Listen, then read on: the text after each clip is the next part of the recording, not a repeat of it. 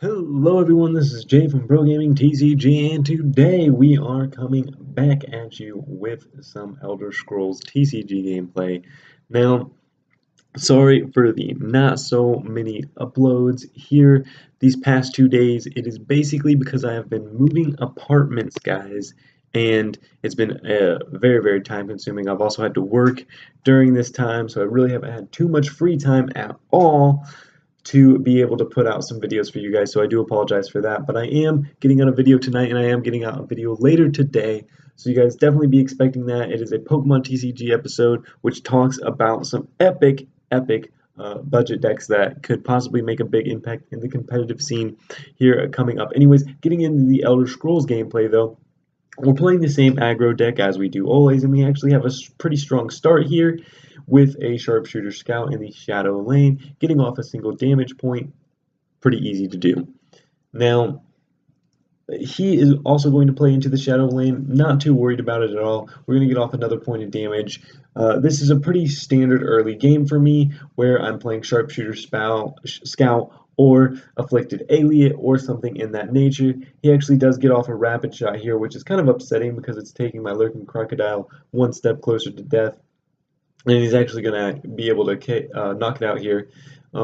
With that action card, he gets off a damage, which isn't too bad. I'm not too worried about that Thieves Guild Recruit. It's not really doing anything to me. Go ahead, get a guard down to protect this lane, and that guard is actually going to carry me, hopefully, through the rest of this game. That's what I'm hoping it does. When I play a guard very early in the game, I'm hoping it is able to carry me quite a bit through this time-consuming game. Now, he's actually quite deliberating on which cards to play here. He does this quite a bit. He goes ahead and plays Nimble Ally. Now, it does get a lethal 4 and +1/+1 boost, but I actually have Lightning Bolt in my hand, which is really good because this could have been an upsetting, and I hate to use Lightning Bolt on creatures, but sometimes it just has to happen, and we go ahead and hit him there. And we're going to hit him for 3 damage here this turn. Now, not as much as we could have possibly done with Lightning Bolt, but I would have rather have used Lightning Bolt on the lethal instead of losing my guard creature next turn. So I think all in all was a better play. He's actually going to play Murkwater here. I hate this card because, one, it gives a -1 to a creature on the field and is a guard. It's a very good card. For control decks, it's just so frustrating to play against. I've played against so many of them. I'm actually going to use Sharpshooter Scout to get one off the field, and then I'm actually going to use my Orc here to allow me to up my guard and actually knock him out, which is probably the smartest play, though. I could have cast out and unsummoned him, but then he would have just summoned him again and taken out my guard that way. So probably the better play here to up the power on my Camlorn hero and do that way. Anyways, he's going to go ahead and he's going to play a Greybeard and another Thieves Guild recruit. Once again, not worried about these Thieves recruits. They're not a threat. They're only dealing 1 damage. They're not going to poke me down as quickly as I'm poking him down. I get a Crushing Blow off this draw. Very nice. I wish I would have gotten a Prophecy, like a Lightning Bolt or something, to deal more damage this turn, but it's alright. I'm still going to do a lot of damage out this turn. So now, since we are basically into the end game here, I'm going to actually start saving up cards to try and knock him out. Now, I actually have enough on the field to possibly knock him out next turn with the Crushing Blow, but he's actually going to take quite a few of my creatures out this turn and actually cause me to panic a little bit on what I'm going to do next turn.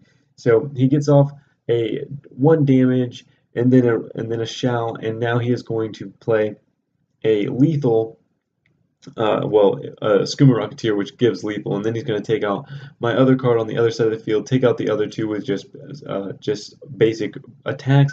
I draw into a Crushing Blow, really bad to draw into because I really didn't need it at this time. I needed creatures so that I could lay down. I had 7 Magicka that turn, and unfortunately I was only able to use 3 of it because that's literally all I had. I could have used a Cast Out, but I thought it was better to wait the cast out to where I really needed it. He only had one creature on the field. I had zero. I was going to be able to get a guard down next turn. I wasn't too threatened, but I was threatened by what he just played. He played a very strong 7-cost monster, hit me for 2, and I knew that I am glad that I had saved my cast out. I'm actually going to go ahead, play an Orc Captain down, use Rapid Shot to get the draw off, and I actually draw a Stone Throw. Don't really have anything that I want to use it for right now, so I go ahead, cast out that card, get it off the field so it can't attack next turn, saving my health here.